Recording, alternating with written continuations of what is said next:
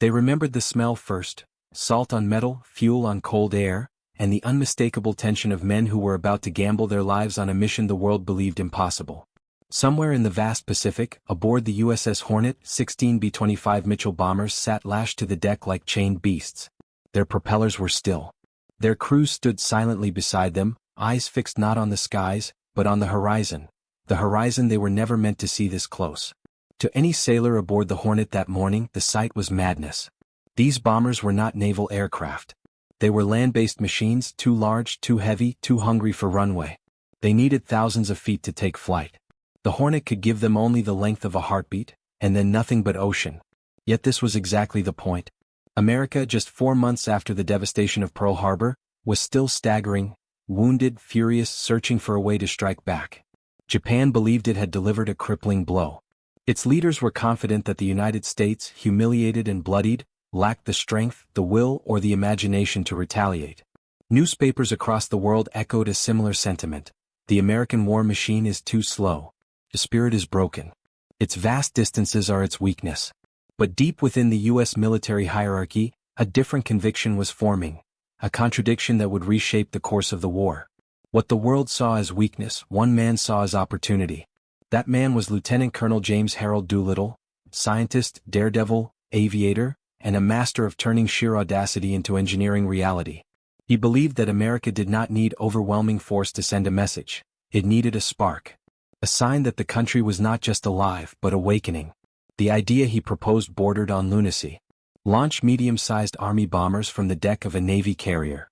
Fly them 650 miles across the Pacific. Strike Tokyo, the cultural heart of Imperial Japan. Then escape by flying on to China without enough fuel to make it safely. It was a mission with no return plan, no margin for error, and no historical precedent. A mission designed not to destroy Japan's industry, but to destroy its certainty. And so, in the pre-dawn gloom of April 18, 1942, the contradiction stood plain for all to see. 16 bombers preparing for a mission they could not technically survive, in order to prove that a nation others believed had been defeated was, in fact, only beginning to fight. The Pacific that morning was deceptively calm. The skies were pale gray, heavy with moisture. The sea moved like slow breath beneath the massive carrier. The wind cut across the deck with a cold insistence, as if urging the planes forward. From Tokyo to Nagoya, from Osaka to Kobe, life continued with the routine confidence of a nation undefeated. Japan had expanded its empire over vast territories: the Philippines, Hong Kong, Malaya, Singapore, Burma. Its fleet, the most experienced in the world, dominated the Pacific. Its soldiers had marched across Asia with terrifying speed and brutal resolve. Japan believed it understood its enemy. It believed the Americans were predictable. It believed oceans and caution defined them. What it did not understand, what it could not understand, was that America was entering the war with something it had not yet revealed: a willingness to gamble everything on principle and possibility.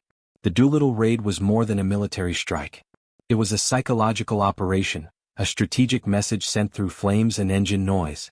It was the first American punch after months of being beaten to the ground. It was designed not to devastate Japan's military capacity, but to devastate its belief that it was beyond reach. On the deck, as the engines coughed to life, the air changed. The stillness of dawn gave way to the violent tremor of propellers chopping through cold Pacific wind.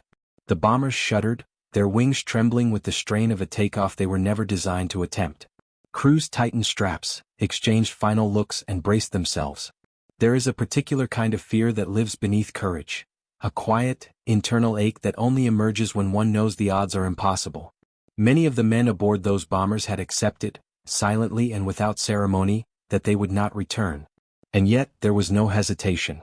Because history sometimes turns not on the decisions of nations, but on the decisions of individuals who refuse to accept limitations others consider absolute.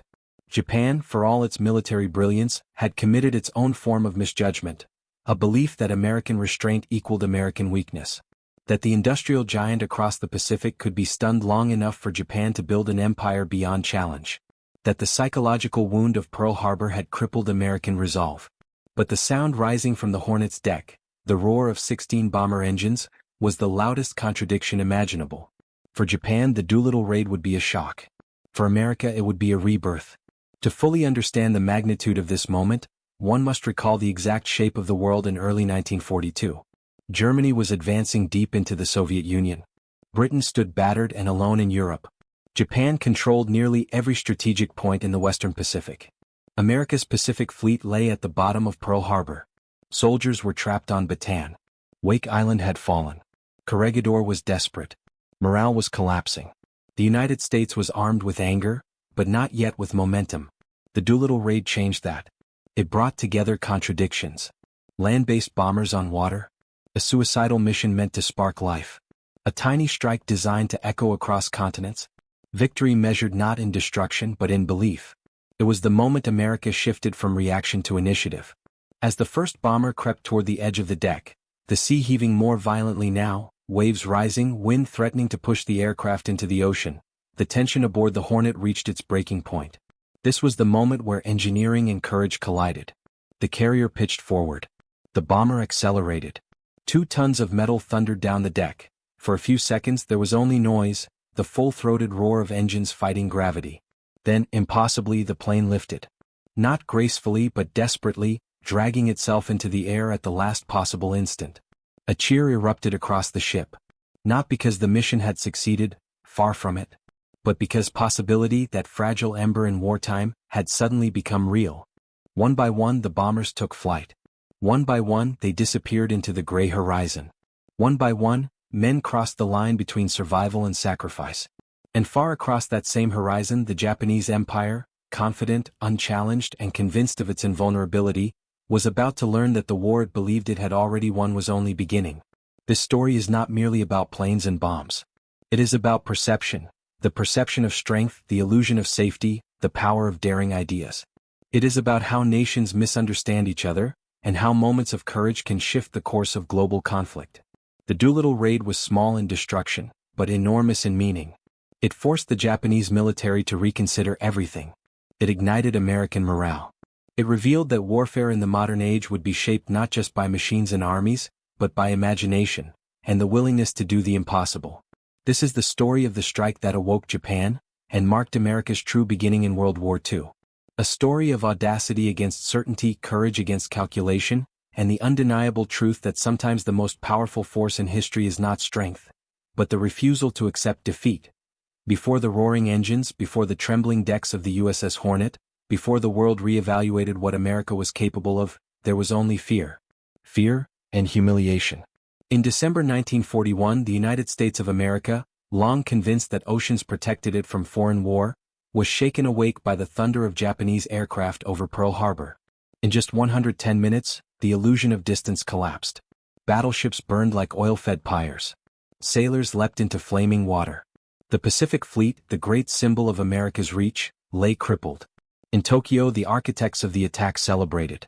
Admiral Isoroku Yamamoto, the reluctant mastermind, understood the strike was only the opening act of a gamble he feared Japan could not sustain. But for the moment, Japan seemed unstoppable. Hong Kong fell. Singapore fell. The Philippines buckled. The rising sun advanced across an empire stretching from Manchuria to the Indian Ocean. And in Washington, morale hit a depth few could remember. Americans demanded justice, vengeance, and, above all, proof that their nation still possessed teeth. President Franklin D. Roosevelt knew he could not give them victory yet, but he could give them a spark. Something symbolic. Something daring enough to shift the mood of an entire people. In early January 1942, a rumor began whispering through the halls of naval planning rooms. What if we bombed Tokyo? It was on its face absurd. No American airbase was close enough. No bomber had the range. The Pacific was too vast. The Japanese Navy too dominant. Every chart, every calculation, every doctrine insisted the same verdict. Impossible. But one man's specialty was turning impossibilities into operations. Lieutenant Colonel James Harold Doolittle. At 45 years old, Doolittle was part aviator, part mathematician, part fearless daredevil. A former stunt pilot. A pioneer of instrument flight. A man whose name was already etched into American aviation folklore. When the idea of launching Army bombers from a Navy aircraft carrier reached him, he didn't dismiss it. He smiled. In the dark winter weeks after Pearl Harbor, Doolittle proposed an operation that sounded more like a suicide pact than a plan. Launch 16 B-25 Mitchell bombers from an aircraft carrier, something that had never been done, strike the Japanese homeland and land in China. His superiors stared at him. Land in China? There were no prepared runways. No friendly supply points. No guaranteed weather. No established rescue lines. And the bombers certainly could not return to the carrier. Doolittle's answer was simple: we'll manage. Across the Pacific, the Japanese military believed the Americans were demoralized, slow, and incapable of rapid innovation. Their intelligence reports portrayed U.S. forces as staggering giants, massive but sluggish, technologically inferior, and psychologically wounded by Pearl Harbor. If a strike on Tokyo was unimaginable to American planners, it was unimaginable squared to Japanese strategists.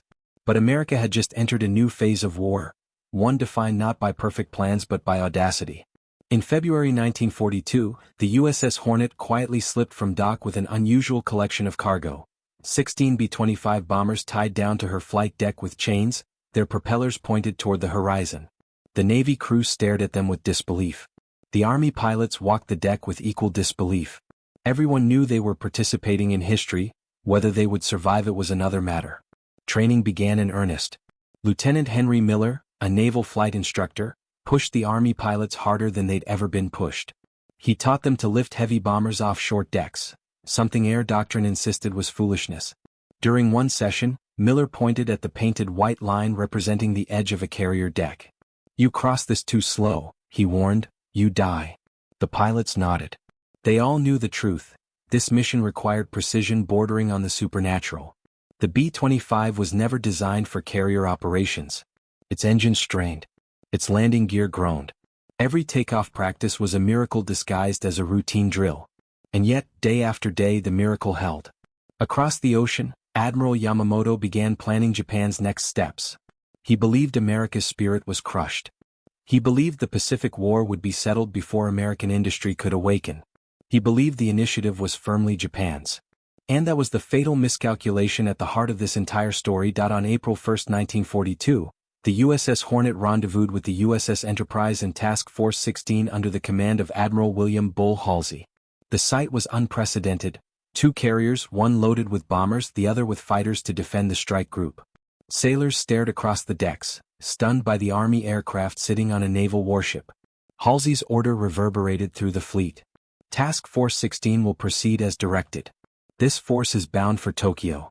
No American fleet had ever sailed so close to Japan.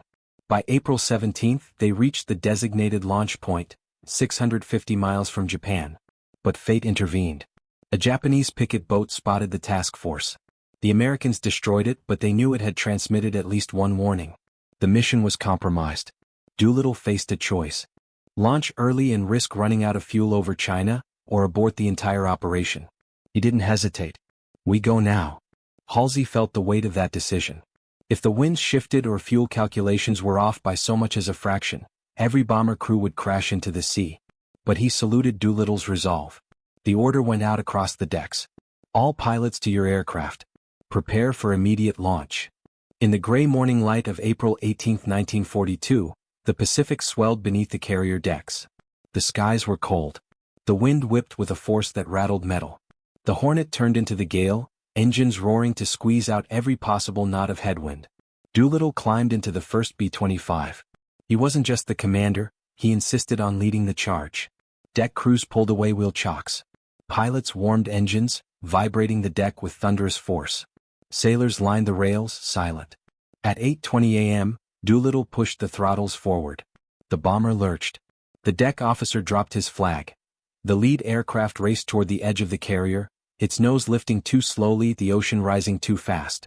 For a moment it seemed certain the bomber would plunge into the waves. Then the wind caught its wings. The Mitchell lifted, barely. Cheers erupted across the Hornet. One by one, 15 more bombers followed, each defying physics and probability. Then the carriers turned sharply east, racing away before Japanese forces could close in. The 16 B-25s climbed toward Japan. Japan had never been bombed in modern history. Its cities had never heard the drone of foreign aircraft over their rooftops. Its citizens lived under the belief that geography itself was their shield. Shortly after noon, that illusion exploded. Tokyo's air defenses, confident no American bomber could possibly reach the homeland, were caught flat-footed. Doolittle's raid struck targets with surprising accuracy: factories, refineries, military facilities. Other crews hit Nagoya, Osaka, Kobe, cities that had never imagined they could be touched. Witnesses in Tokyo later described a strange sensation. The deep, rhythmic heartbeat of bomber engines echoing over streets where such sounds had never been heard. In one neighborhood, a teacher stopped his lesson mid-sentence. "Those are not Japanese engines," he whispered. His students stared at him, confused, until the windows rattled. Anti-aircraft guns scrambled to life. Searchlights probed the sky. Pilots ran toward their fighters, but confusion reigned. Reports were contradictory, tracking was poor, and the bombers had already struck and vanished. The damage to Japan's war machine was limited, measured in factories hit, storage tanks pierced, and fires ignited. But psychologically, the blow was devastating. For the first time, Japan understood vulnerability. And for America, the effect was the reverse. For the first time in months, Americans heard news that made them stand a little taller. Meanwhile, the bomber crews turned toward China, fuel gauges already sinking. The early launch meant they would be flying nearly 800 miles over open ocean in worsening weather. Winds grew aggressive. Clouds turned dark. Radio navigation faltered. As night fell, the crews faced the truth: none would reach their intended landing strips. The final hours of the flight read like fragments of human hope scattered across a storm. From Doolittle's aircraft log: "We are past the point of return. Fuel low. Searching for any break in the darkness." From Lieutenant Ted Lawson's diary: "We could not see land. Only black. We tightened our straps and prepared to crash. One crew bailed out over mountains. One ditched off the coast in violent surf.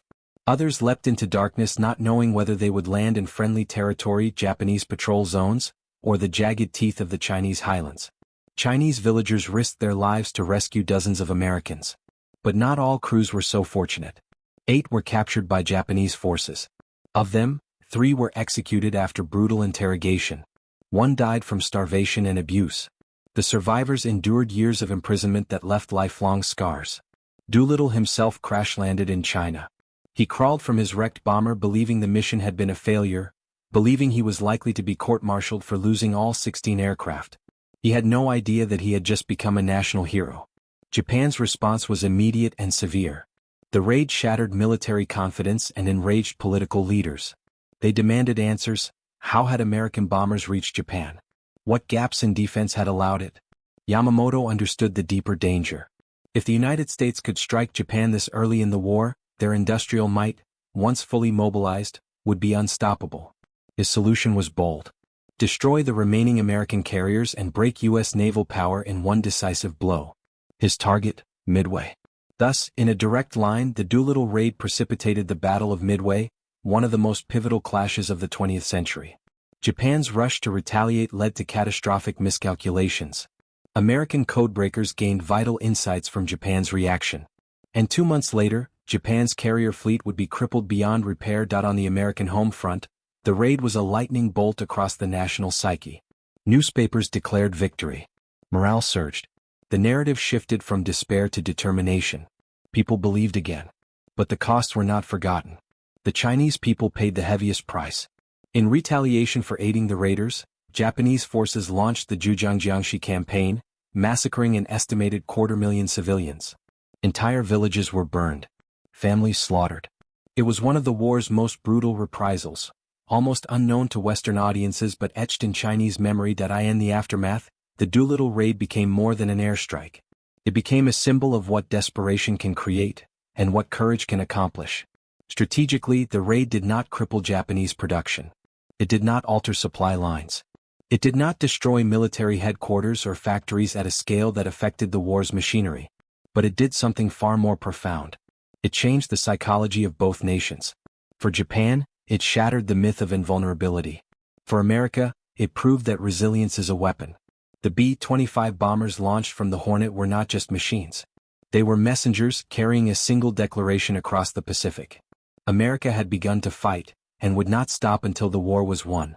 In every conflict, there is a moment when belief shifts, when one side realizes the future will not unfold as it had imagined. The Doolittle raid was that moment.